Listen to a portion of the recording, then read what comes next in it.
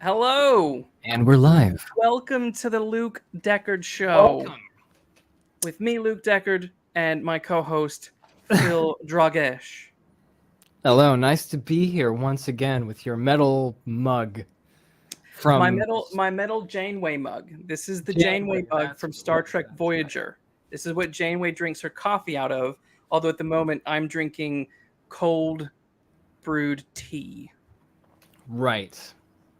Well, that's good. Cold brewed because it's tea hot. is great because it is, in fact, quite scathing out there.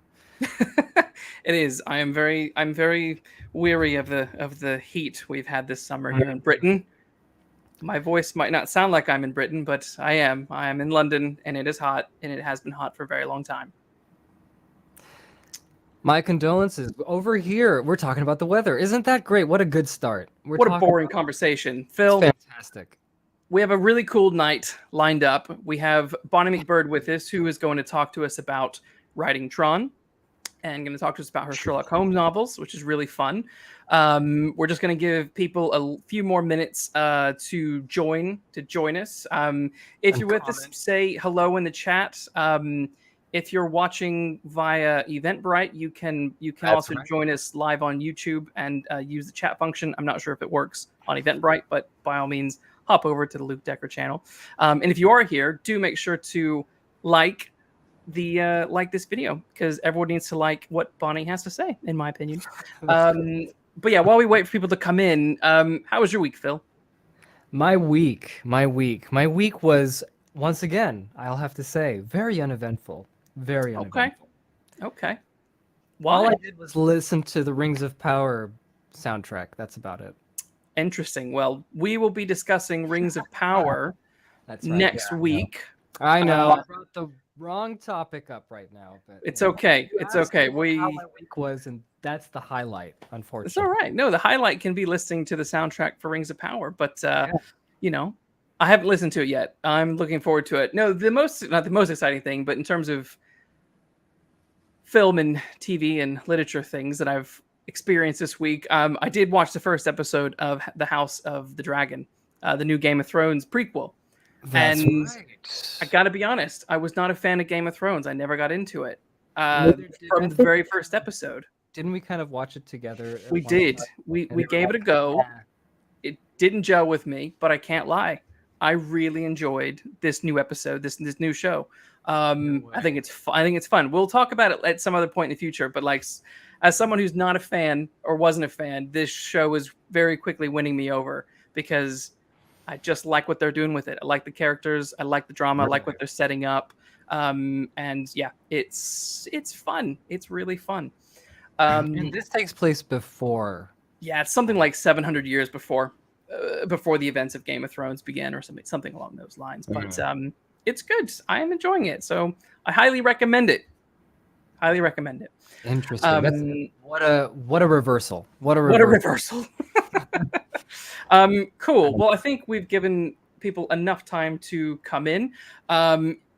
If you are here, remember you can ask questions in the chat along the way, and we will present those to Bonnie as we go. But we're really thrilled to have Bonnie with us. If you don't know who Bonnie MacBird is, like I said, she's the original screenwriter for the film Tron, and she also writes Sherlock Holmes novels for Harper Collins. But it's more interesting if I bring her on and let Bonnie tell you about herself. Hello, Bonnie. Bonnie, How are hello. you? Hi. Well, I saw myself on here before, but now I have a black screen, Oh so no. I can't tell. Like No. if I have, like a giant hair hanging across my face, I won't know because I can't see myself. But hello. Well, you're looking great. You're looking. I can fantastic yes. over here. So I can assure you that you are live and everyone can see you Okay, on the I screen. believe you. And if I have salad in my teeth, you'll tell me. We will right? let you know. Okay. We will let you know. absolutely, absolutely, absolutely. How's your week been, Bonnie? Oh, don't ask. Okay, It's been a little been a high week. drama. Yeah, I like to keep my drama on the page and on the stage. That's fair enough. That's fair enough.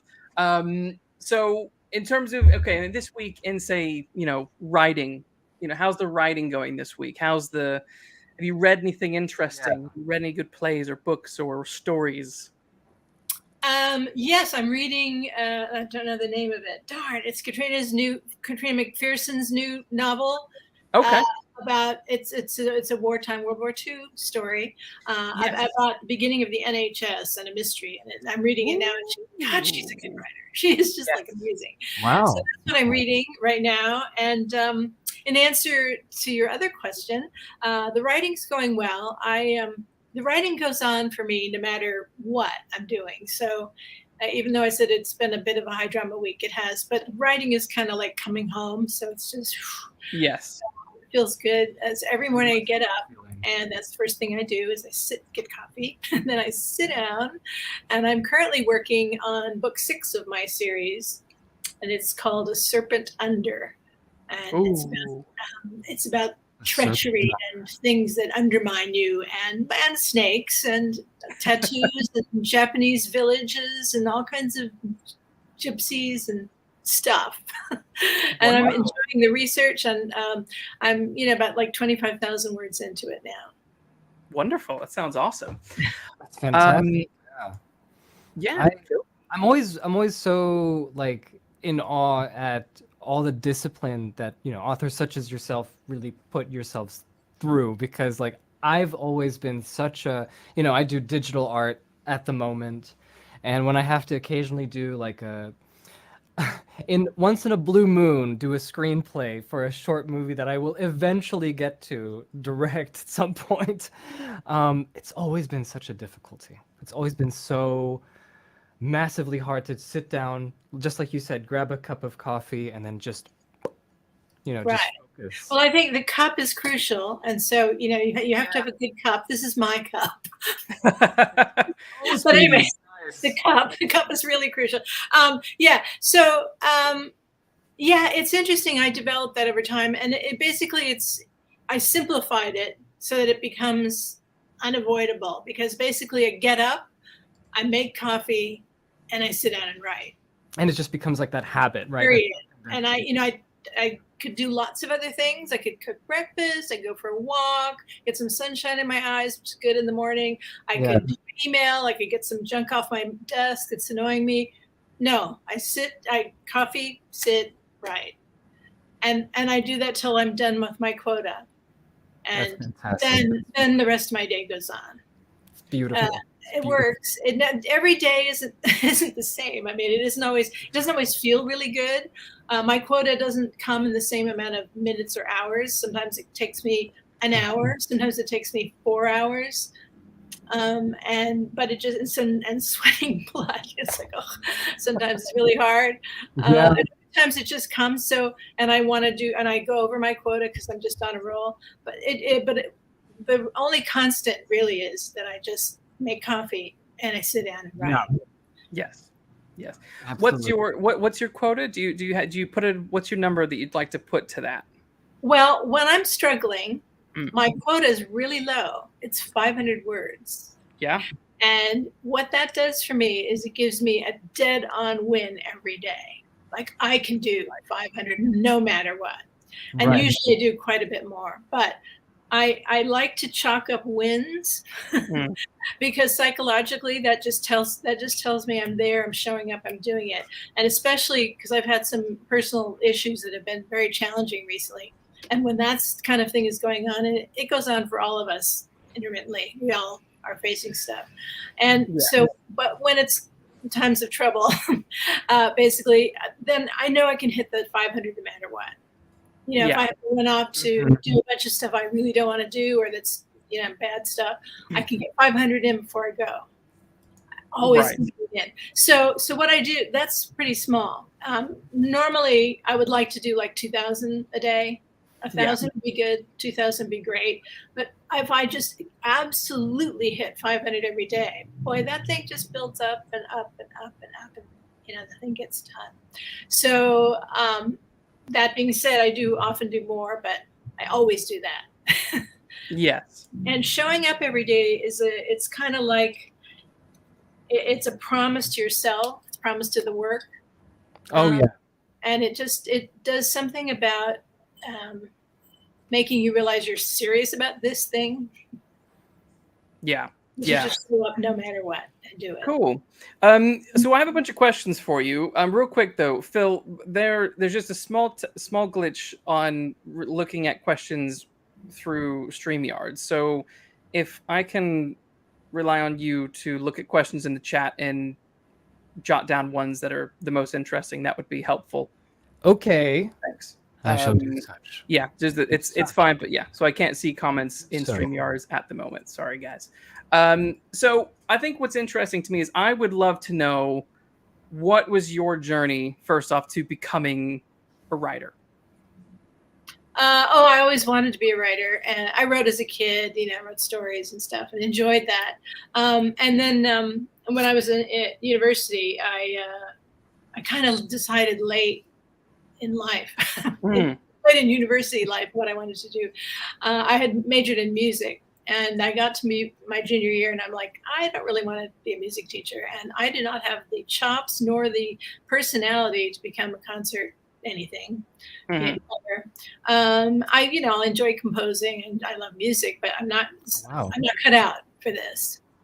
What am I going to do? I'm like here now. It's like, oh my gosh, So I just on the lark took a film class, and then it was like, that's my métier. That is it. That is what I'm doing. Because film is the one art form that encompasses all of the art forms. Yes, so I love that about it. So your writing, your acting, your visual arts, your music, everything pours into that. And so I just got so excited about filmmaking and in general. But of all the things, the writing was the most interesting to me. So I went and finished my degree, but one of the things I did was I was a huge Star Trek fan. I know, Luke, I noticed right behind you, above your shoulder there is a little row of every guy. Everybody notices this. Every guy shows up. Yeah, so Star Trek was a big influence on me. I saw the first episode, the first airing of the first episode. I was sitting in front of the TV. And I saw that thing, and it was like, oh, it just grabbed me, and it was so fascinating. And I was so hugely influenced that I was in high school. I'll tell you how old I am now. Anyway, really, really old. So anyway, I got so excited about it that then there was this book, I don't know if you've ever seen it, called The Making of Star Trek by Gene Roddenberry. It's a book, and he talked about the genesis of the program and what he had done and the theories behind it, and how he was a cop and blah, blah, blah, all stuff. Anyway, I read that, and I was so interested by all the details of the filmmaking. This is before college, that I picked that as, we had to write an essay for our college entrance exam that said, what book has really influenced me? And everybody else is picking literature, like serious literature. And I picked The Making of Star Trek by Gene Roddenberry. And my mother was like, no, you can't apply to Stanford with The Making of Star Trek. I did, and it worked. Anyway, so the point being is that I was a huge fan. And then in my senior year, I took a class with a man who knew Gene Roddenberry. And I told him how big a fan I was. He goes, oh, well, he's shooting 2 pilots right now, one at Paramount and one at, I forget, maybe Universal. I forget the other, 2 different studios, 2 pilots, Planet Earth or something Earth, and Genesis 2 was the other one. So he gave me the pilot scripts to read, and I wrote like a critique of them, like in the way that only a college student would do. Let me tell you my thoughts. Anyway, so I wrote this stuff, and I sent it, and he sent it off, and I was invited to meet him and come see the set. And they actually used one of my ideas. I was like, oh wow, yeah, it was it was just thrilling to me. Anyway, so I met Gene Roddenberry, and he said, so what do you want to do? And I said, I really want to write. He goes, oh, well, you really need to learn to type really fast then. And I'm like, why? So do you think I'm going to get a job as a secretary? Or, it's like kind of be slightly insulted, And he's like, no. He said, because as a writer, you have to keep up with your thoughts. You need to learn to type really, really fast. And he said, writing is not writing, it's rewriting. And he held up a script. Look at all the colors of pages in this script. Every one of those is a rewrite. So there's 10 different versions of the script in here. He said, so it's written and rewritten and rewritten. And you just have to have the chops to keep up. And I was like, of course. So I went home and I got a typing book, and I basically taught myself to speed type. And I type 110 now, and I've never regretted that. That was some of the best advice I ever got. Weirdly. Yeah, that's great advice. Yeah, well, so we have a few questions coming in. One is we'll get to it in a minute. One question is where did the inspiration and imagination for Tron come from? That's a great question, but we're going to come to that shortly. So I don't want to jump to that just yet, but we will get to this question. Another question is, Bonnie, how do you free up writer's block? Well, it's like there is no can't. What was that term? What is that term from Star Wars? There's only try. What is that? What is that? Oh yeah, line? there is no do or do not. There is no try. Yeah, there's no try. Well, there's no try. So there is no writer's block. Well, there are days when the ideas aren't as stellar as other days, and they may feel stale, they may feel slow, they may feel obvious, they may feel like they're just not happening. But what you do is you just write anyway. Yes. You've got to write the scene where he meets her and finds out this. You write that scene. Yeah. And you might go, oh, this sucks. This is so boring. And, it's so obvious and it doesn't sound like him and blah, blah, blah, all this critical stuff. But you just write the scene anyway. You allow yourself to write a really crummy version of whatever it is you're trying to do. A crummy version. But you do write it. You put it down on the page. So boom. So there's no block. Now then the next day you come back to that.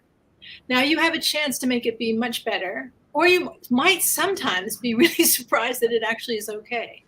Right. That happens quite frequently. It's actually okay. Maybe it can be tweaked or whatever, but it isn't as terrible as you thought. But basically, you just don't allow stoppage. You basically go, I'm not going to stop. I may have to give myself a day or 2 or 3 to write really crummy, boring, banal stuff.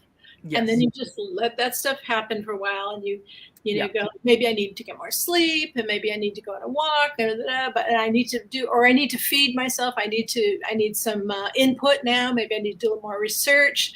Yes. I need to read some inspiring writer. There's some input I need to give myself to boost myself out of this slump. But nevertheless, I put words on the page anyway. Yes. No matter. So there's no try. There you go. Do or not. There is no try. Yeah. That's a really, really good testament to like really being serious about this sort of work.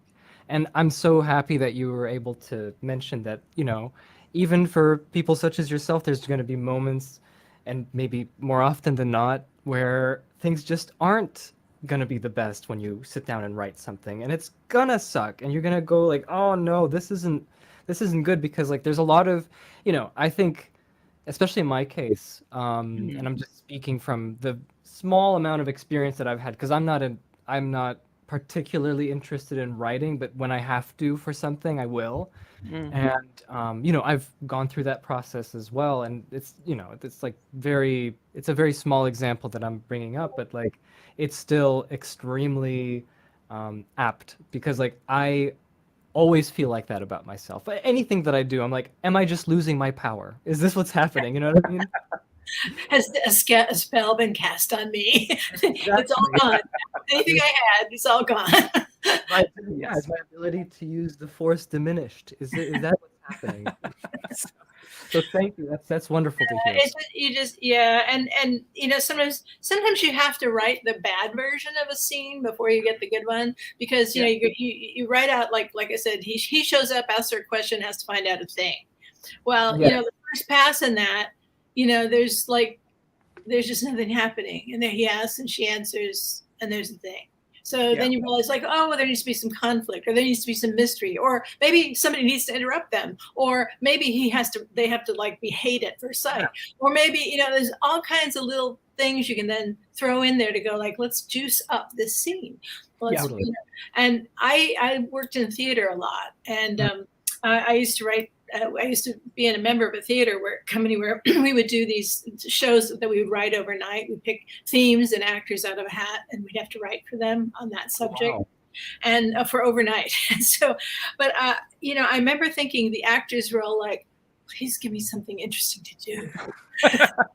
Please give me something fun to say, something fun to do. So I think of my characters as actors that they want juicy stuff. You know, they want juicy stuff to say and do. So you know, if a scene's feeling kind of flat, then I go back in and go, how do I make this actor have a lot more fun with this scene? That's perfect. That's perfect. Yeah. That's such a good way of like putting things in perspective in that case. Yeah. So moving on, I'm curious, how did you come to get the job of writing Tron? How did that happen? Getting into it. Well, there wasn't a job. There wasn't a there. So what it was I was working at Universal, and for several of the executives in the feature film division, I was a junior executive. So I'd do story development for several of them, including one named Jennings Lang. He was the one who invented Sense Around. He did the earthquake movies, and he was a big special effects guy. You know, at the early end of that stuff. You know, it's in the 70s we're talking. Yeah. So I was working for him, and he brought in a young animator from Boston who had a way to do lightning on the screen because he wanted to do a lightning special effects movie. So he had this special effect that was cost effective and cool looking, but he had no story. So it's like, lightning. Okay, what about it? You know, so he said, "Can you work with this special effects guy? He's kind of got lots of ideas, but he doesn't have any story sense. And can you work with him, and come up with a story? The two of you come up with a story together." So we did, and that was Steven Lisberger, and we had fun doing that. So we did that, and we did that for Jennings, and then right about that time, I was covering theater for Universal. And, I was covering the comedy scene on Hollywood Boulevard, and I saw Robin Williams as a very young comic before he was famous, not famous at all. He was playing in a little divey place. It had linoleum floors and fluorescent lighting, and he had a box of hats. And he just started doing a riff, and he was genius. And I was so excited by this guy. I thought this man's going to be a star. I was just knocked out. And so I told Universal, and I wrote him up, and I brought him in, and I got to know his manager. Wow. I tried to get a deal for him at Universal, and I couldn't make it happen. And at that point, I was like, why did you send me out to look at this stuff if you're not listening to me? Yeah. I mean, I didn't go to the mat on very many people. This guy's very special. You're not listening to me. So I left to go do a couple things with Lisberger because we were having a good time. So we came up with two ideas. And we had two ideas for two movies. One was Tron, and one was something called Seventh Heaven or something like that. It was kind of a fairy tale. Magical thing. Anyways, but it would have special effects because that's his thing. And so all we had was he had made an animation of a kind of looked like a Michelin man. It was backlit and glowing, made out of neon. And he said, "This is a character called Tron." And he says, hey, he's a video game warrior inside a video game. And that's all I got. And I said, well, okay, it's cool looking, but you got to have a story.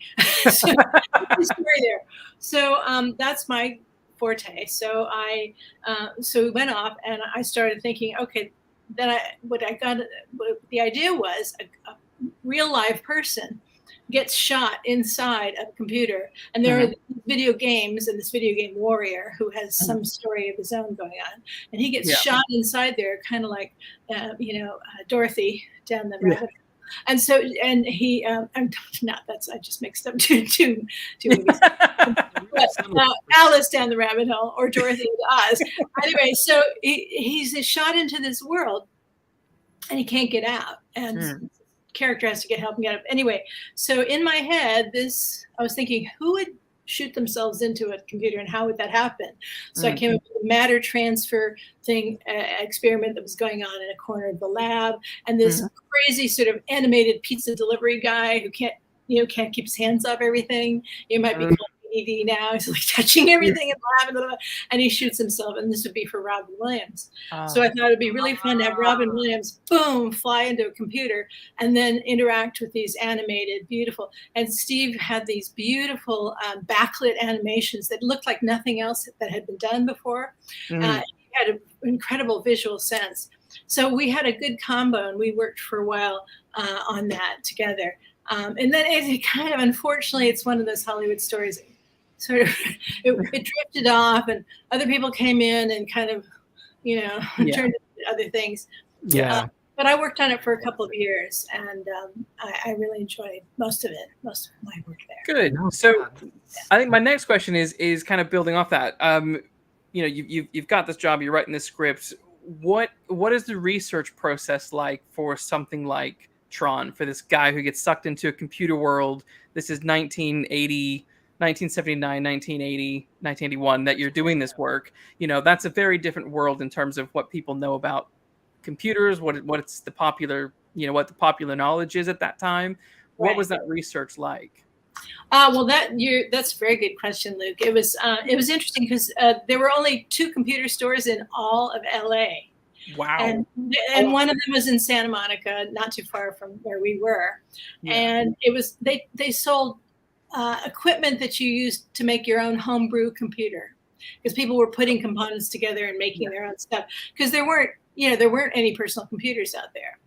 And they had a couple of books, and I read a book by was it Stuart Brand or anyway, I read a book called Computer Lib, and in it they mentioned some of the cutting edge research that was being done. So I said, let's go up to Northern California, which is where I'm from, and my school's up there and everything. So I knew the place. So let's go up there and meet a few of these kind of renegade computer guys. And Alan Kay was the 3rd one on the list. He was the end of the day. So we went up there, met with these people, and then we came to Xerox Park and met Alan Kay. Alan Kay's group, it's called the Learning Research Group, and basically they invented the personal computer. And so their group is hugely famous now. Alan was the person who said the best way to predict the future is to invent it. So that he's famous for that statement. And it had to do with the work that they were doing there. And within a month of our getting a demo of that stuff, Steve Jobs got the same demo. Within the month. Yeah, so that stuff basically became the interface for the Mac, and pretty much the graphical user interface we all use today was invented there. But anyway, so we met Alan, and he just blew us away because he connected the idea of computing with education and children, which is the main thrust of what they were doing, but also he connected it metaphorically and many other ways to music and theater and philosophy and all kinds of learning, communication, civilization. And he built this incredible web of connections. And I got so excited listening to him that on the flight on the way back to LA that night, I said, he's got to be a character in the movie. He's got to be a character. And we've got to use some of these ideas. Yes, and we hired him as the technical consultant on the film. So he started coming down to LA once a week and working with us on it. And of course, he and I fell in love. He's in the next room now. We've been together for 42 years now. So we that's how we met, but we really enjoyed doing this research. So that's how the research happened. This was a very long answer. Sorry. No. I think it's a great answer. Another question then is did Alan in the movie had a bowl of popcorn? Did Alan Kay in real life have a bowl of popcorn on his desk, his work desk? I don't know if you remember that or not. Well, no, I don't remember that exactly, but I'll tell you, there is a definite culture to the computer guys up there. It persists today. I mean, it's the legacy of that. But like I visited the AI lab at Stanford, the artificial intelligence early on. In fact, one of the ideas that we talked about with Alan at that time was the notion of an agent. In other words, that you create something that goes into the computer and is your proxy and finds stuff that you're interested in and gathers it up for you, very specifically for you. And so, this eventually is like an avatar or there's other words now for this, but that idea crept into the movie. But anyway, at the AI lab at Stanford, it was just, the culture is so weird. I mean, Yes. there's pizza boxes and food detritus all over the place, and they just work 24/7. And when I was at Stanford, like just a few years earlier than that, like four or 5 years earlier, I took a computer science class. I took a programming class from Donald Knuth, who's kind of a legend in computer science. And I programmed on a PDP-11, which means this is a room-sized computer, and I had to type punch cards, and then they would put them in, and they'd be batch processed because they couldn't do them all at once. So the students, the lowly students, like the undergrads like me, we'd have to come in the middle of the night to run our programs. Wow. And and then meanwhile we play like a sort of a concocted game of Pong with the little lights along the, anyway. So I kind of had a little bit of this background myself. Yes. I wasn't a gamer particularly. I played Pong. That was kind of Yes. But then by this time there were video game places, where you go and you put your quarters in and play video games. So those kinds of video games were kind of incorporated in the idea of Tron. I love that. Really cool question in the chat is asked, was the Trinitarian element of Tron intentional, with Flynn as the father, the creator of the game, the Holy Spirit as in the player of the game, and the Son, the character in the game? Was that sort of, there's an interesting religious component in the final thing. There is an interesting religious component in the final thing, and I have to say that none of that was mine. Oh, okay. There you go. I am not a religious person. but that thing that was laid in was not mine, actually. I think that was more Steve. Interesting. But yeah, my approach was, what I found really, really fascinating was the science of this stuff. Yes. And how, when computer programs get very complicated, they get so layered and complicated that even the creators of them don't know all the corners and nooks and crannies and what's going on. Yeah. And so they can have these dry rot areas where when your numbers and your bits are going through them, stuff happens and they don't know why. This was actually the case. This is actually in real life. This stuff like this is going on. And so I was very interested in taking real life stories from the scientists and from the programmers, and then finding interesting kind of story element ways to use these. And then also I love the notion of a man like that would be played by Robin Williams, although I thought Jeff Bridges was fabulous. He would just be so so out of his element, but his exploration of the place would be our exploration, because we're experiencing the weirdness of this stuff. But also, I like science fiction, but you have to do a world building that is consistent. So that was another criteria that I had, is trying to make the world be really consistent. And so one of the things that I came up with is that the more functional, the more function that a computer program had, the more it would sound like a human being in the movie. So Tron was very high level, because he was a video game warrior built for action, but he had an AI program built on top of that. So he was the closest thing to a person, and he longed to be a person. He wanted to be human. And then the bits, which were lower order forms, because they could only be negative, no, or positive, yes.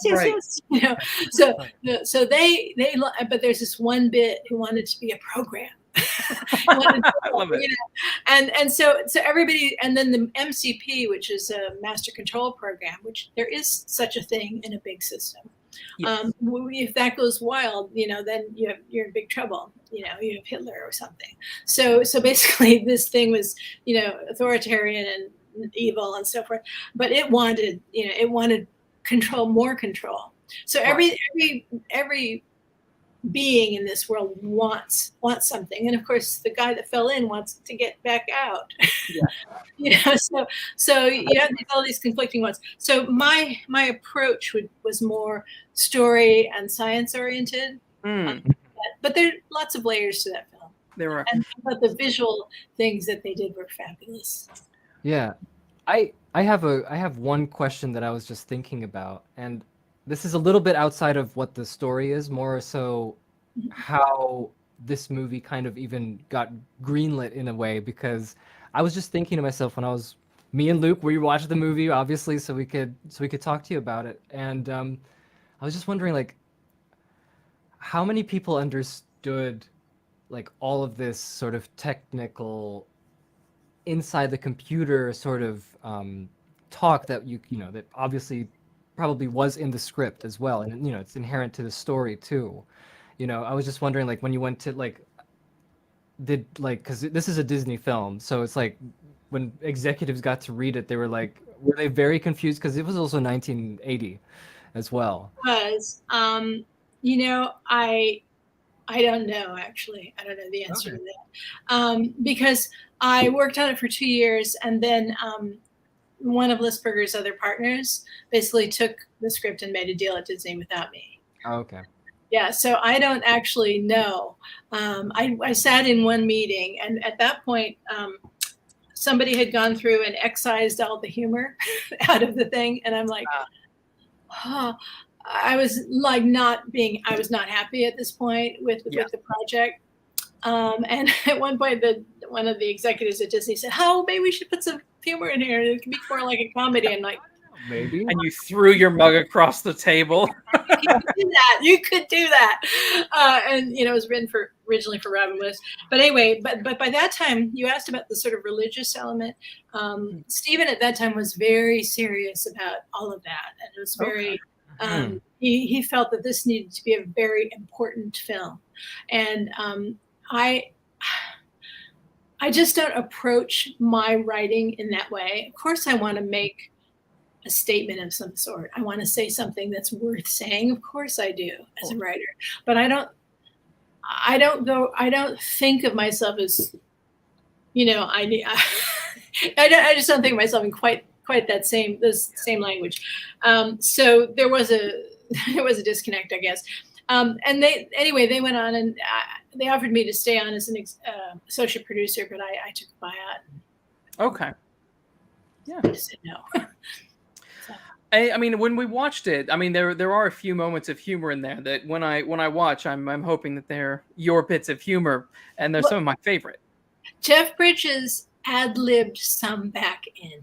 Good. The script that he was given was not funny, but he's a very funny man, and he's also a very smart man, and he's a very instinctive actor, and he knows that, like, moments of high drama, especially in a very bizarre world that you're trying to understand, etc., like, there should be some humor, because he's like, what the hell, you know, where am I? What the hell? You know, there's the what the hell quality to that whole world, and you know, and some of the things, like some of the things were left in, but yes. You know, but I think frankly that you can make more.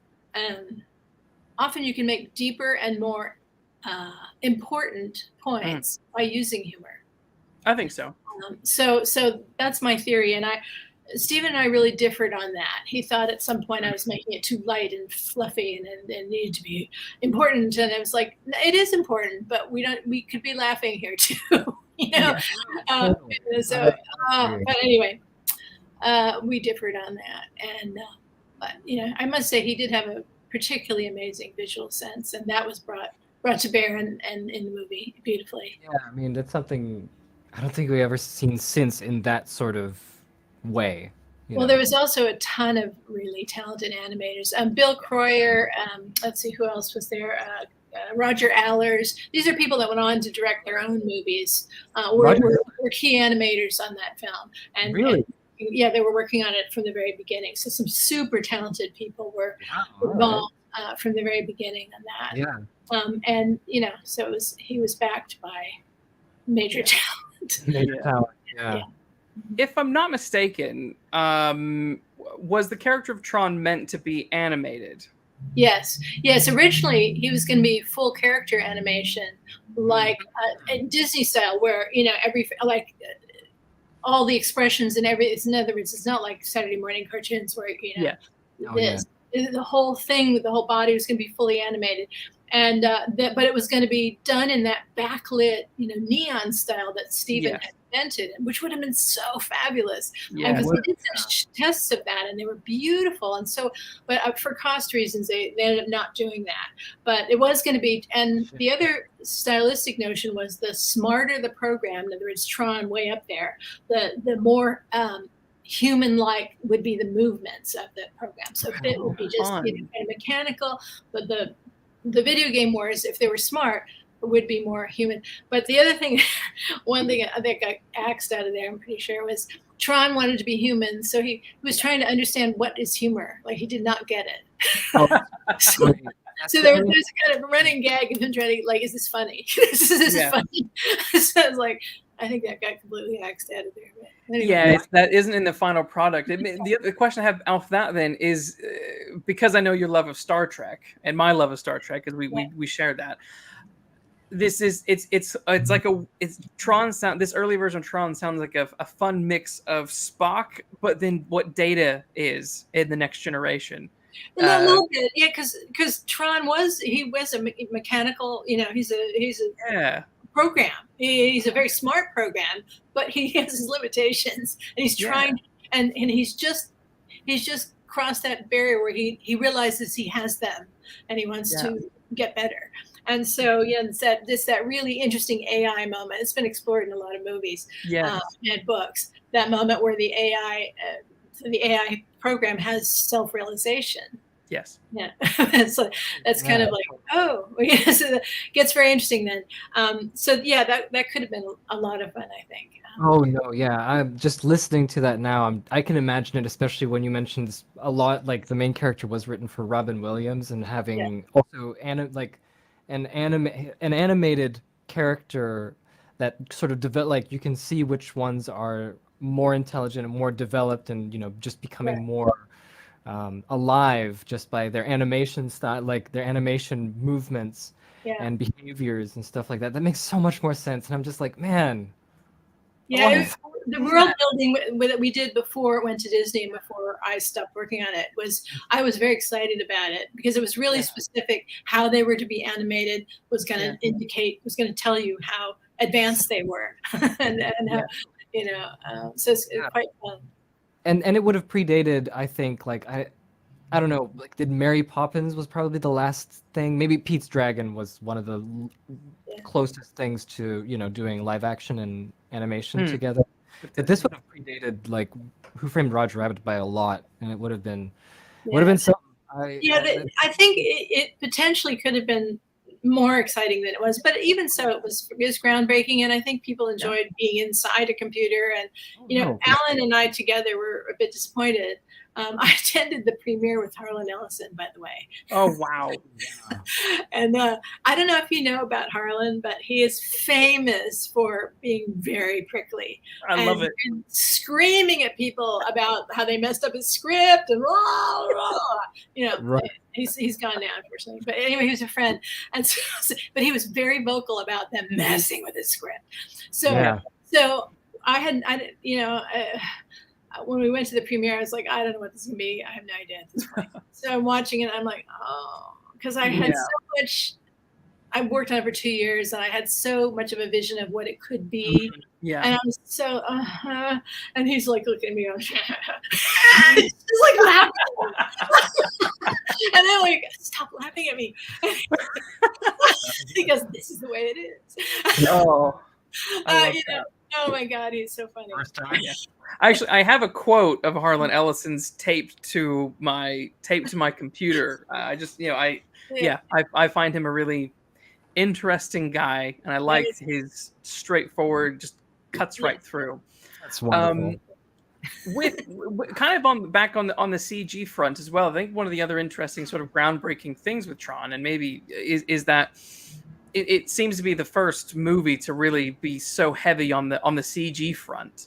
For that time period, which I find quite fascinating. Yeah, I mean, I guess, yeah, what was... Well, I was only involved up until it went to Disney, and I was involved in the early phase of our trying to figure out how we're going to make this movie. So there was a new form of green screen. It's not CGI exactly. But there was a new form of green screen at the time that a guy named Paul Vlahos had done. And so I produced a test shoot of that with a young actor and stuff. And so we would see how that would look together. I don't know. I wonder if that test shoot still exists. But how we were thinking of doing it, as I said, as full-on backlit animation character, full-on Disney character animation, but this backlit look with a live action figure, and that's how it's gonna. So that we were experimenting with that look. When then what happened was we were going to originally produce the movie independently, Lisberger's little studio in Venice. But it was financed through another movie he had made called Animal Olympics, which was going to be an NBC special. And then that was the year that the U.S. pulled out of the Olympics, so NBC canceled the program, and so suddenly their funding, all the funding went away. So that was the reason why they then took this. One of his other partners took the thing out and made a deal with Disney. And then, by the time it went out, when it came to determining the writers' credits, the Writers Guild called me and said, there's 8 writers on this. Are you aware of this? And I said, no. They said, well, you have the right to read the final draft and contest your credit. And I said, what is my credit? And they said, well, he didn't put a credit for you. And I'm like, well, I was the original writer, so I guess I would like to read these. So actually I read all the drafts, and I made my argument, and I brought in my handwritten, voluminous handwritten, I bought a box of and my secretary who had typed them all up. Said, here's the work, and so I got a credit, of course. Yeah. But this unfortunately is a very typical Hollywood story. It's not, it's not poor little me. It's like poor little every writer, basically. Yeah. The moral of the story: keep your notes, kids. Keep your notes. Yes. Mm-hmm. Yeah. Absolutely. Register all the programs. So I did find the characters quite interesting when we rewatched Tron the other day. We've kind of covered Alan, so we don't really need to go back over him. And you've talked a little bit about Flynn, I suppose, because he was meant to be this sort of goofy guy. Was it ever in your early drafts that he morphed into the Flynn that we saw in the screen, the sort of computer scientist who was usurped by Dillinger? No, Flynn was different. That was Alan. So there was a different character. Okay. Okay. So, Flynn was always the Robin Williams idea of but he did certainly find his feet and become a hero in the course of the story. He didn't stay goofy. I mean, he was goofy, but he also found his inner hero. So, he definitely had a good arc and something fun to play. But no, he wasn't a computer scientist. Okay. I quite like the idea of him not being a computer scientist. I think that's quite fun. I also really enjoyed the character, the duo character of Laura / Yori. Mm-hmm. It's quite interesting that obviously for the time you have a really quite strong female character in this movie, and at times I felt her presence was sort of stronger than the other two, than both Alan and Jeff Bridges' character Flynn. So I suppose what was it like putting that kind of character? Was she one of your characters in the early drafts, or was this kind of? He was in my very earliest drafts, and I was asked to put her in, and I'm like, well, yeah, of course I should. Hello, yes. And it was Stephen who asked for it, so I did put her in, and then I did work with her and create it. But it was actually at his request, and that was one of the best things he asked for.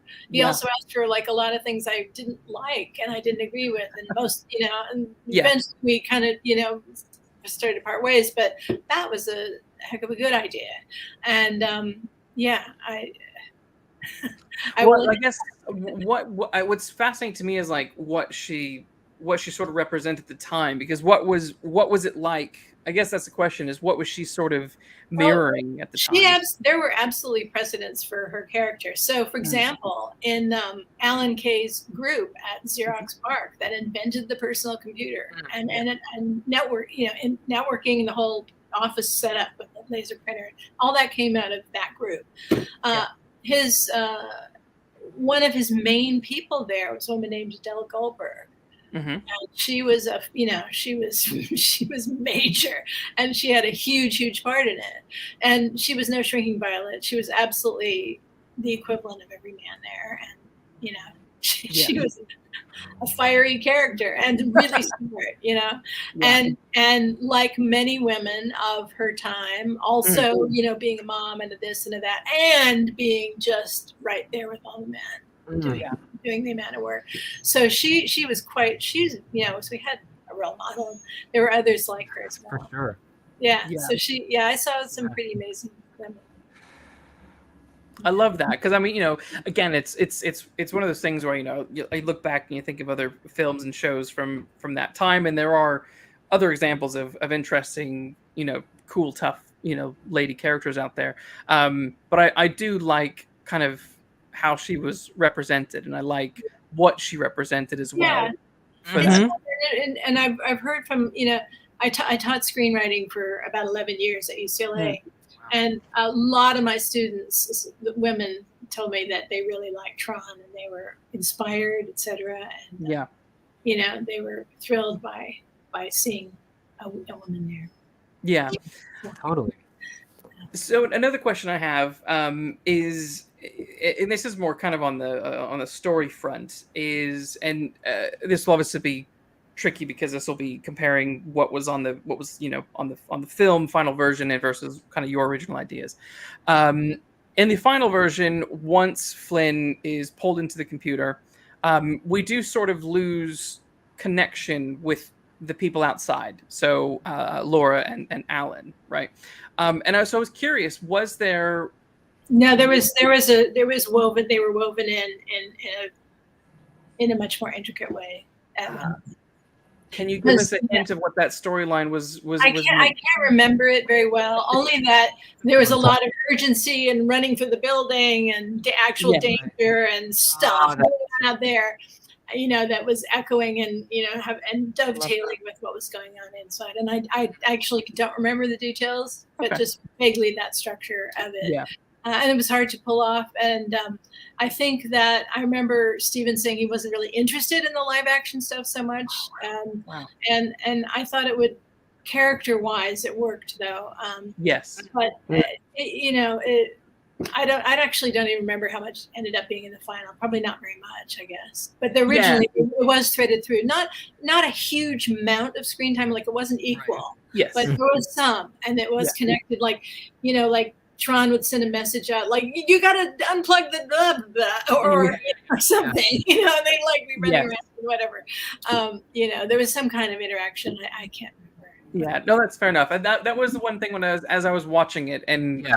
Knowing you as long as I've known you and reading your books and stuff like that, and this was a question I had never asked you before, but it was, I was thinking, I was like, there would have been a B plot here. And and I missed it. It was fun.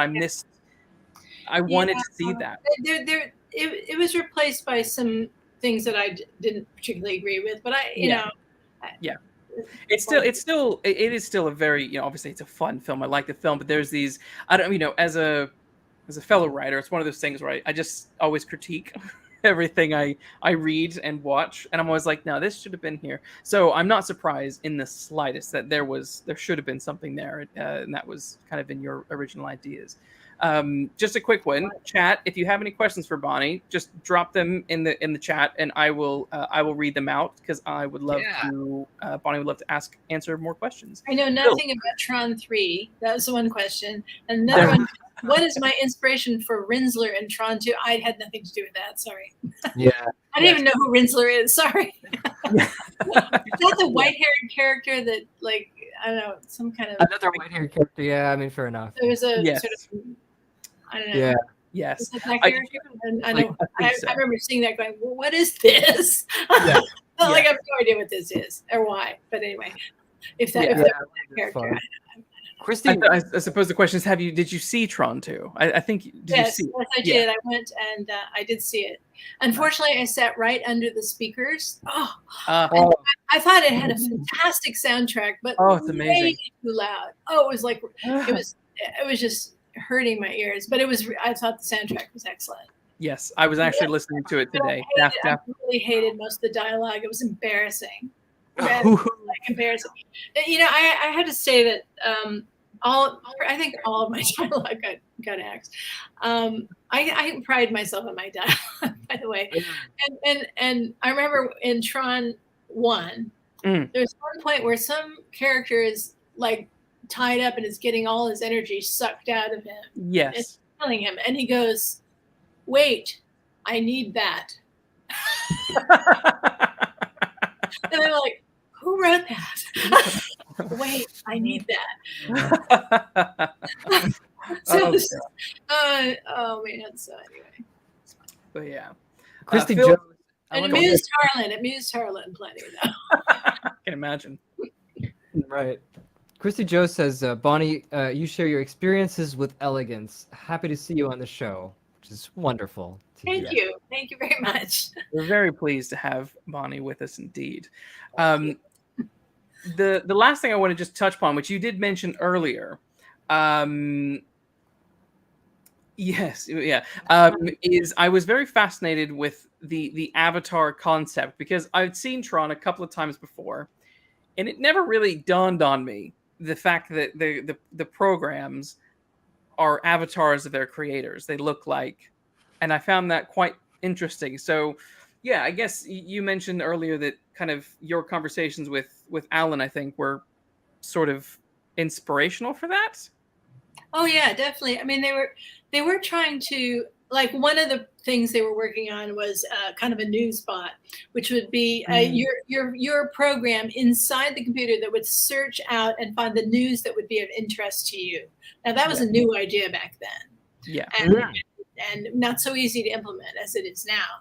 But you know, things like that. So in other words, it would bring a part of you inside the computer, your preferences of some sort, and do some work for you and bring stuff to you. So that would be like an avatar, or he called, the way they were talking about it then was they called it an agent. It's your agent inside the computer. And so then, of course, there was a drive to anthropomorphize these things. And so one of the early ones was what was it called? What was the psychiatrist one that would ask questions and you would answer, and they would give kind of very generic feedback, but it seemed to be interested in listening to you. So in other words, they were trying to write AI that seemed to interact with you appropriately. Oh, wow. And you know, they're much closer at that now. Siri sounds almost like a person, and you know, it's like, I'm sorry, I don't do that. You know, whatever. You know, but they're better at it now. But you know, that was the birth of that stuff, and so they were hoping to anthropomorphize a little bit these agents that would go retrieve stuff for you, or you know, make things happen for you. Yeah, I love that. There's always a danger in that. There is, and that's, you know, obviously, you know, the concept of the main villain, the master control guy. You know, we've seen in science fiction many times the kind of the AI that comes to life, you know, and is evil and takes over and stuff. Right. But it was done in a way that, you know, unlike say like an episode of Star Trek where you have a computer does it, you know, this felt just slightly more. I guess there was a slight level of believability that was stronger with this. I guess looking back with hindsight, because you can kind of, you know, where we are today. I think it's because it was based on stuff we talked about with Alan and that we saw in his. By the way, I think I was the first screenwriter to ever fully edit a script on a computer because Alan had the Alto at that. It's a very famous early computer, and it basically had a WYSIWYG black and white screen, looked like a sheet of paper, and and it looked like you're typing on a piece of paper, but of course you can move things around and do word processing. Yeah. And so we didn't have that commercially until quite a few years later. But I got to type in my script, and we sent it up to Xerox PARC because I was in Southern California. Oh. Sent it up there on a TTY. It was a thing with 2 rubber cups, and the phone went in and go up, and then I would get up there and I would edit it on the Alto. So I actually edited my script, the first drafts, on the Alto computer at Xerox PARC. So I think I'm the first. I think. That's awesome. Yeah. If not, one of the first for sure. Right. But we'll just go with you're the first because probably. Absolutely. I suppose we can kind of switch gears a little bit and talk more about what you're doing at the moment. So currently you are far away from computer science in terms of what you're writing. You're way back in the Victorian period, writing some Sherlock Holmes stories. Yes. So your first book, Art in the Blood, came out in 2015. Yeah, 2015, I think so. Yeah, 16, whatever. So it's quite fascinating to me. You have a very deep love of Sherlock Holmes. What started you on this particular journey of wanting to write, further adventures of Sherlock Holmes? Well, I loved Sherlock Holmes since I was 10, and I read the original canon. I read the first story from the library, and then I read all of them because I just loved them. And I think, Phil, we were talking a little bit earlier. Your initial introduction was The Great Mouse Detective, right? Great Mouse Detective, absolutely. For many Sherlockians, that was the doorway in. Yep, fantastic. Yeah, I love that. Yeah, exactly. And but some people through the books, some people through the movies, the old black and white movies, and then some people came in the 80s with the Jeremy Brett series, and there was young Sherlock Holmes, there was, and then just it's gone on from there. But I loved it since reading it, and it's not completely a leap from Tron, because the connective tissue there is fascination with the power of logic. Yes. And the power of logical thinking and computational thinking, etc. In one of my actually, I think it was in the first book, in Art in the Blood, there's part of the adventure takes place in a silk mill up in Macclesfield. And that was an area where they had lots of silk mills, and they used basically punch cards to program the jacquard looms to do these very complex, beautiful patterns in the silk. And it was basically a computer, and it was basically a punch card, very similar to what I did in a punch card at the PDP-11, and and in college. So I went up and actually toured a silk mill and saw these things. So, but Holmes would have been intrigued by that because the extension of your brain, he said, computing by steam, the amount of iterations on a thing you can get will extend the power of your brain. He immediately saw that, which he would. And so that was like very, very exciting to me to make that connection. But in general, I love the character because he's Spock, and he's Greg House, and he's a million characters that we love. Yes. But that have been based on him, really. And there's something just so thrilling about this brain. And and also he's about justice, and he's even though he's not a real comfortable in the world particularly, and many of us aren't who read and love him, so relate to that, and so I think he's just got so much there, and he's a bit of a mystery, and there's that wonderful friendship, and there's just so much in those books. There's a reason that Sherlock Holmes is the single most popular fictional character of all time. Yes. So I love living in that world. Yes. So yeah, so then what I mean, it's good to live there, and it's I enjoy reading all of your books. I suppose what was it that I guess pushed you over the edge in terms of wanting to write Sherlock Holmes? What was that what inspired that? Oh, the sheer challenge of it, I think, because hubris. Because, but I like I like doing creative work to very particular constraints. So, like artists think of that as freeing constraints. So, like if you give a kid a blank piece of paper and thousands of colors of crayons and just say do whatever you want, they kind of make a mess or they do nothing. But if you give a kid pick 3 colors and put your hand on this and trace around your hand, and then do that as many times as you want or anything like that with these 3 colors, suddenly there's art that happens because they've been given freeing constraints. And so in other words, you kind of box things in and suddenly art happens. It's kind of hard to describe, but it really does. And artists of all art forms know this. So I love this kind of thing. So I like classical, I like to play classical music. I like to paint in watercolor, traditional watercolor with layers and stuff. I like Shakespeare. I like sonnets. So I like creating to tight constraints because within those it's like insane freedom. And I feel free. And so there's that. There's kind of that little mental game of it. But also, I just so love these 2 men that I like spending time with them. And then another reason is that the late Victorian era was one of the most exciting times in science in all of history. And I just love all that. So there we are. Yes, no, and true.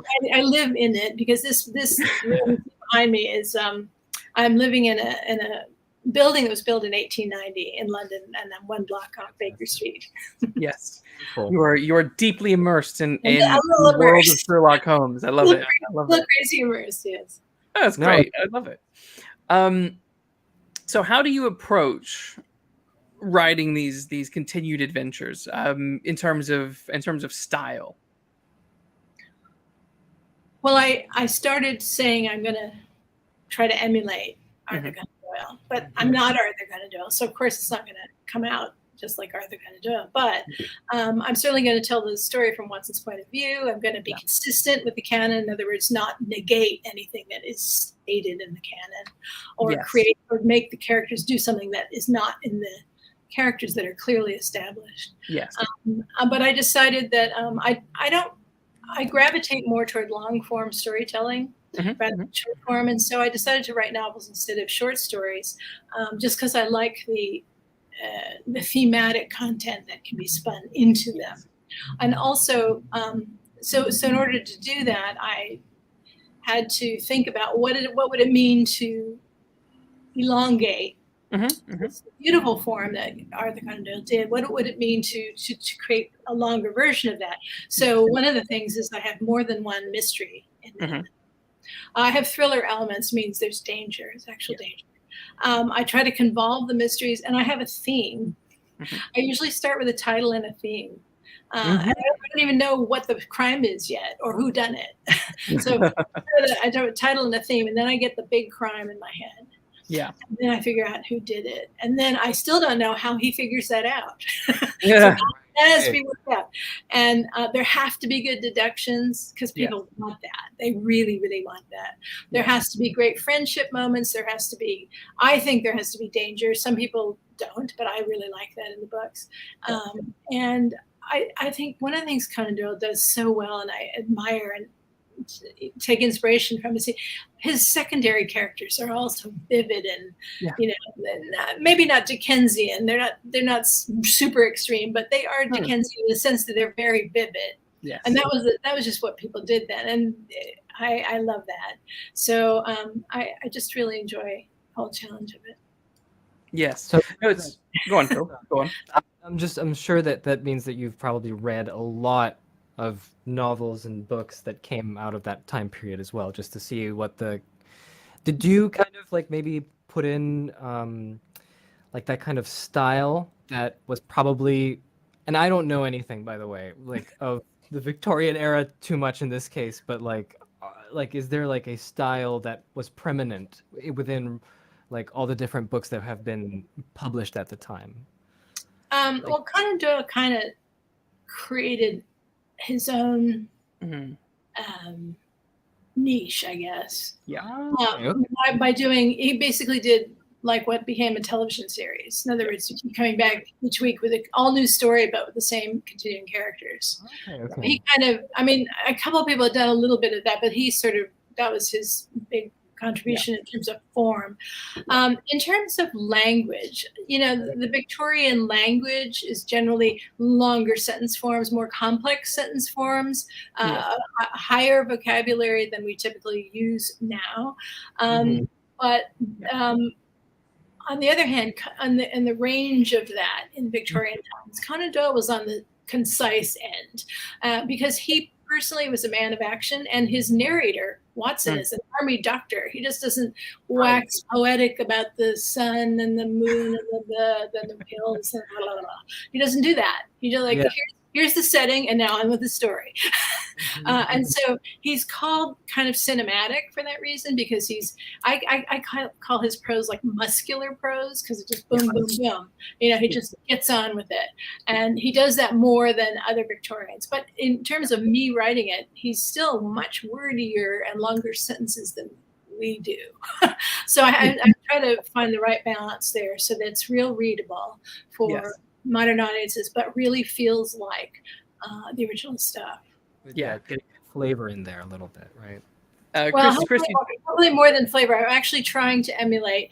I will I will sometimes use sentence fragments, which he didn't. He very rarely did that. He did it a couple times, but hardly ever. That's just not didn't do that. But I do that a little bit more, especially in the action moments, because it speeds up the tempo. But I try not to get modern in the sound of it, because it pulls you out of the place, you know. Yeah. It does. Totally it does. You're saying there, totally.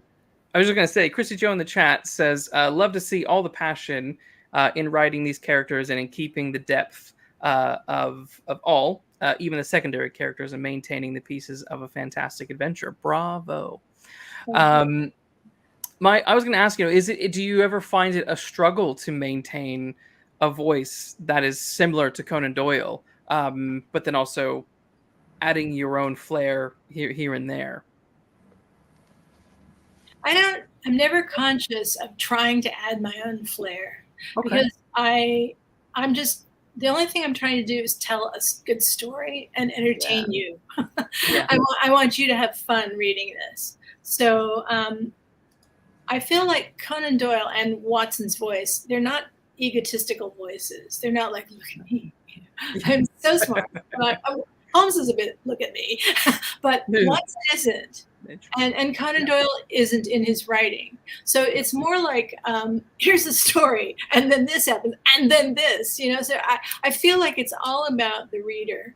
And Conan Doyle has such a really visceral way of pulling you in. That's what I'm trying to achieve. Yes. I don't feel like I don't feel like I want to add my flair. You know what I mean? Sure. Like, I don't need to add.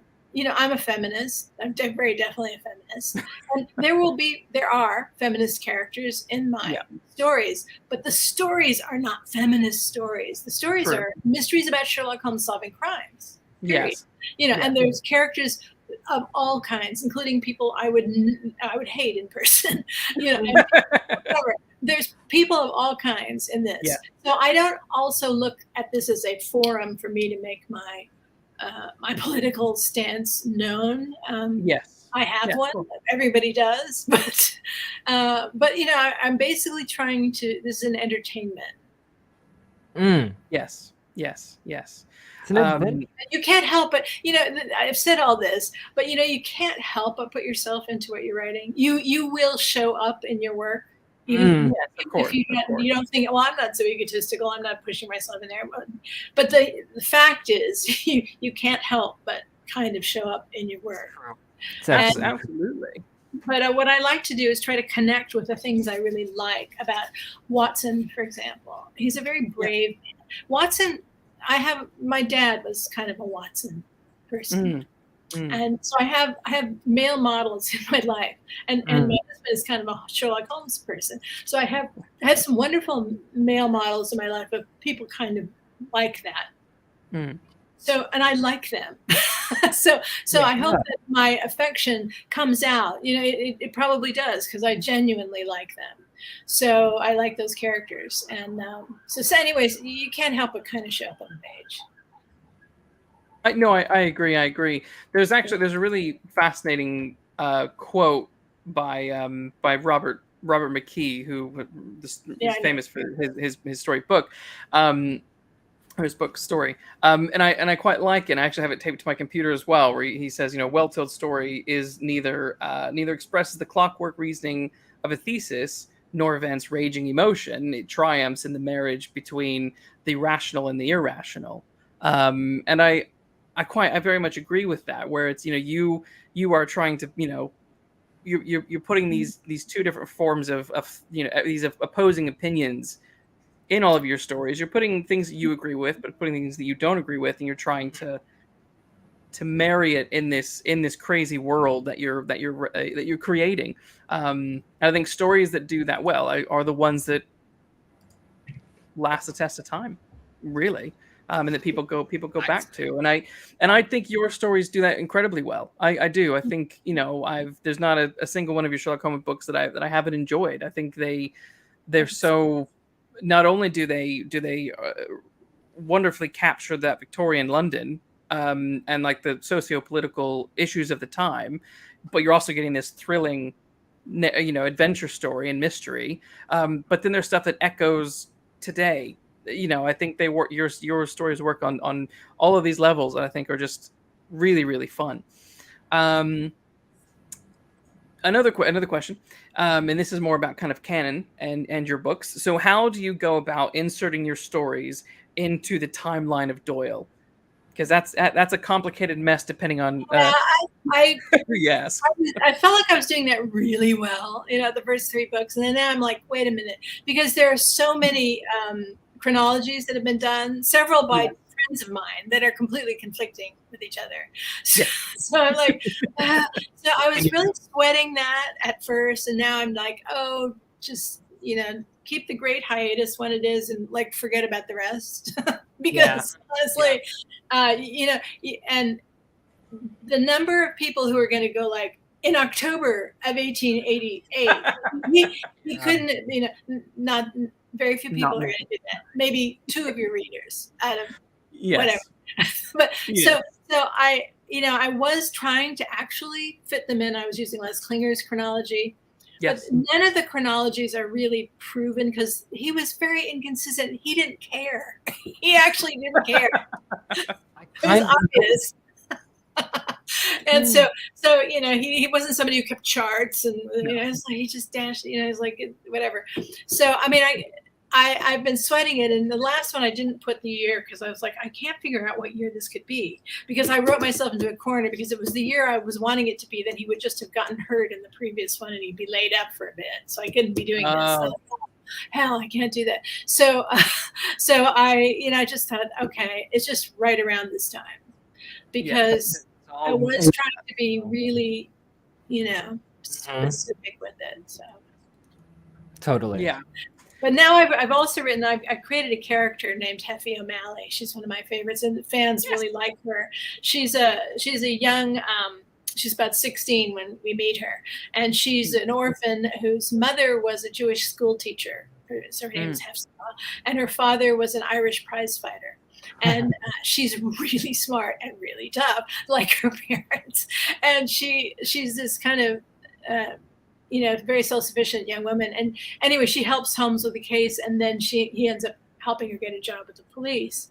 And so she appears in a couple of other things. So, but the first time we meet her, Watson's never met her before. So now I have to, when I bring her in, it's got to be after that story. So I created a little time crunch for myself there with Heffy, but I really like her, and people. Heffy was actually my next question for you, and that is, you have, you know, you do have some really fun characters that you've created. And I know that people really like Heffy, and so my question is there a chance of seeing some of these particular characters maybe break out into solo adventures in the future. Is that? It might be. And here, by the way, Frank Cho illustrated my latest one. Yes, we're gonna get to that next. Here's his rendition of Heffy. And see, can I do this? Oh, that's perfect. I love that. She has a little mane of hair that looks like a lion's mane. Yes. She just made herself at home at 221B. I love it. The shoes are off, the apple. That's just so great. I love that. She's this saucy teenager. She's just like, you cannot put anything over her. Oh my She'll gosh. also punch you out, too. She will. Yeah.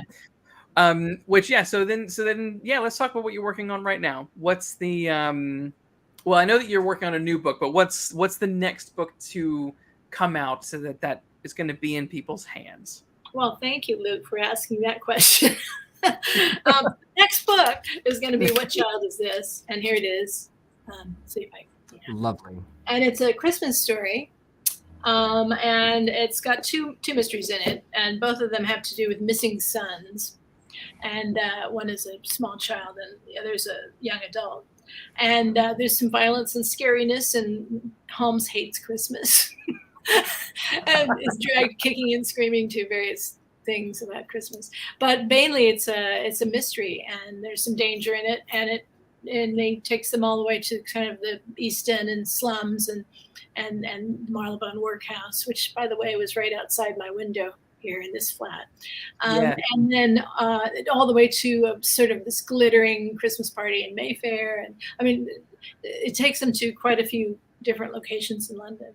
And it brings up some issues about what happened with orphans at that time.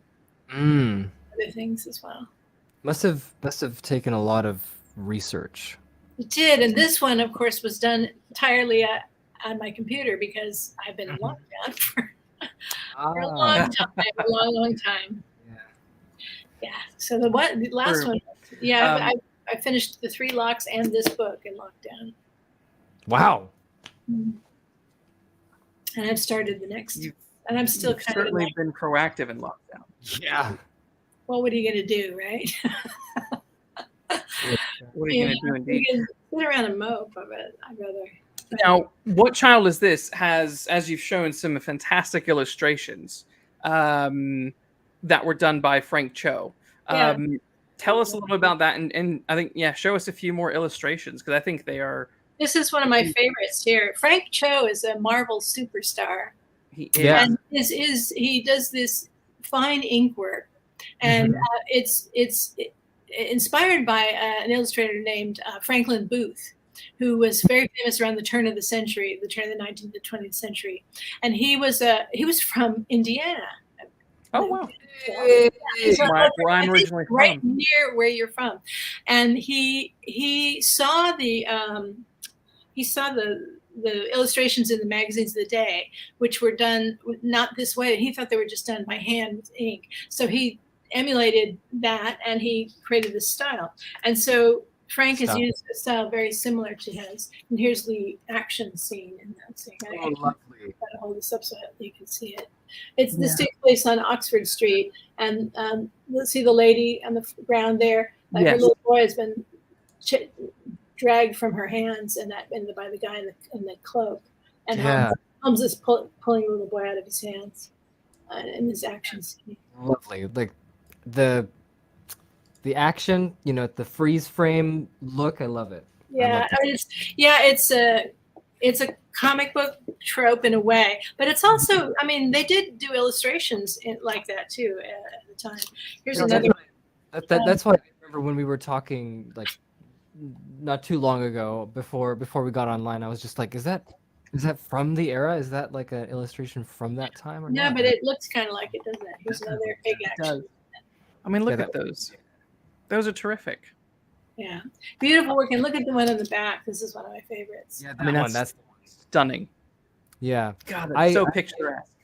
I do follow Frank Cho's art on Instagram, and so when you mentioned, I know who this is. Yeah, he's an amazing artist, and it was a very big pleasure and honor to work with him. Yeah. And when does What Child Is This come out?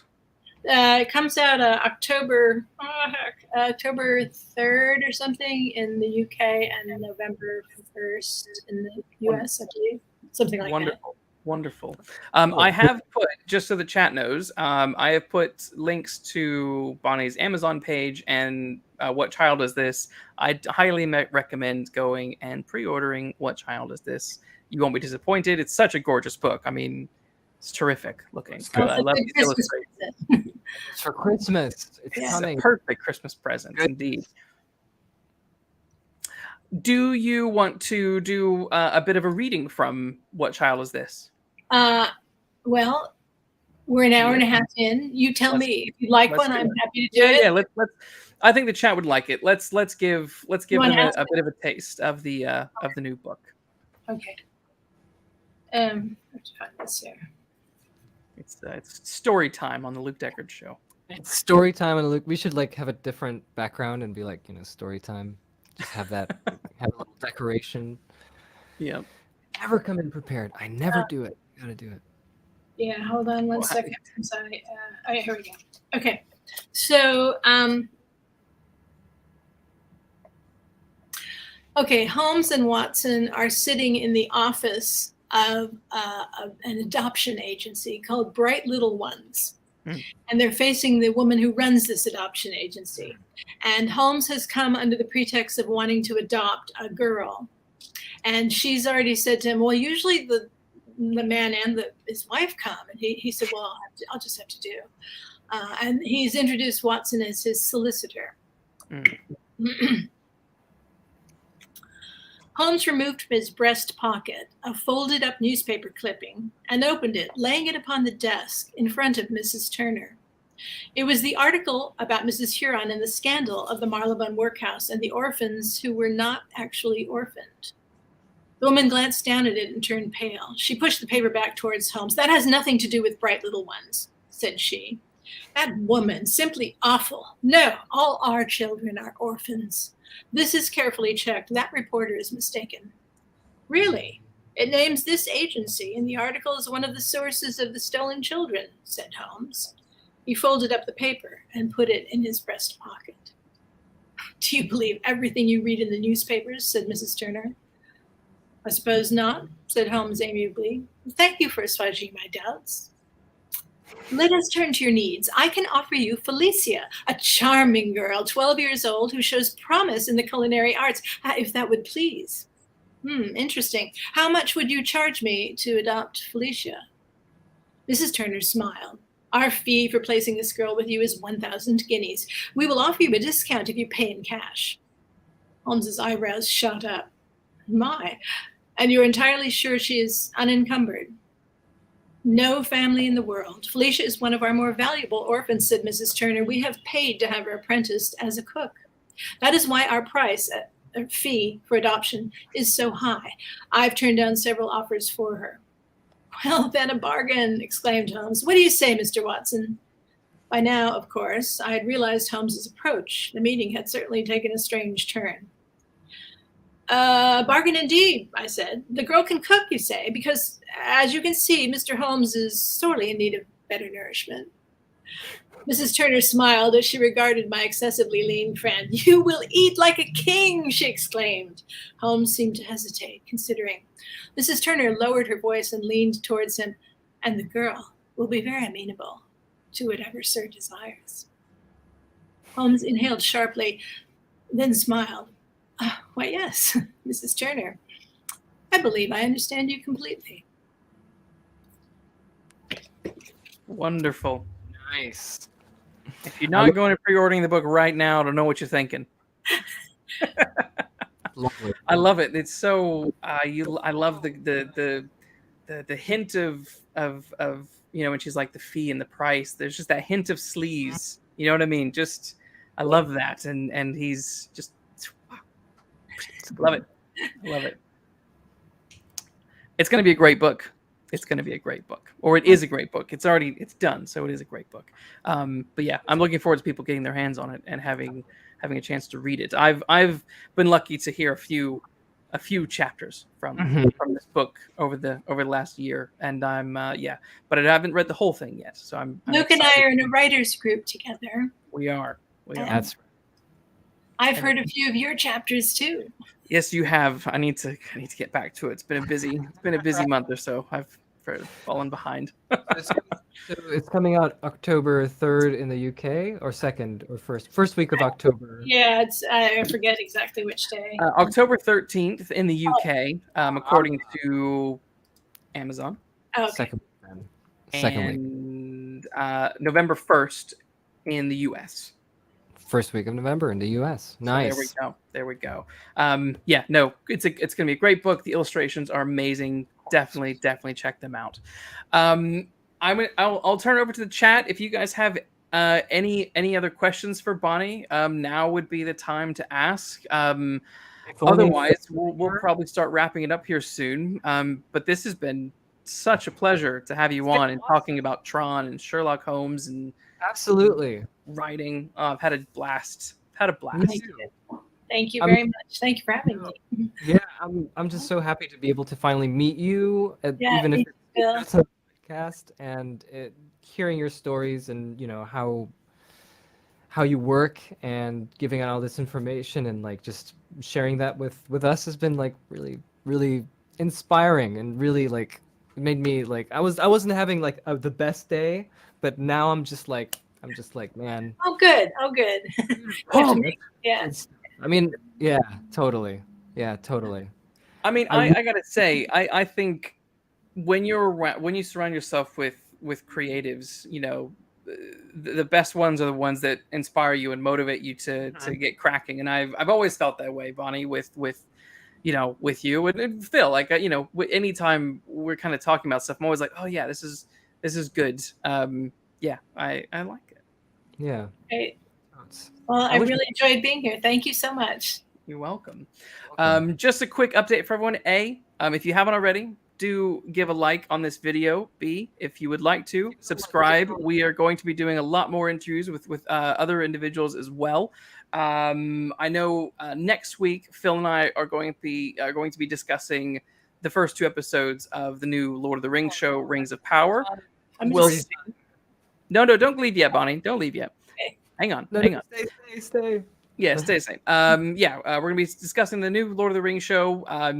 We have a lot of thoughts already, but we won't go into that now. But it will be interesting to have that show next week. It's going to be on Saturday the 3rd. Normally we do our shows on a Wednesday, but I have my family from the States coming into town, and I will actually be in Edinburgh on next Wednesday. So we will do on the 3rd of September when I get back. And then cool guests that we have coming up is David Bishop, DV Bishop. He writes some really cool historical thrillers at the moment, but he has also written for 2000 AD, Judge Dredd comic books, Doctor Who novels, a whole bunch of stuff. So we'll be having him on the 14th of September. So yeah, a lot of cool guests coming up, tackling all sorts of fun topics from Judge Dredd to Star Trek in the very near future. So yeah, we hope to have you back with us. But chat, we're going to say goodbye for the night and see you all in the future. Until Bye,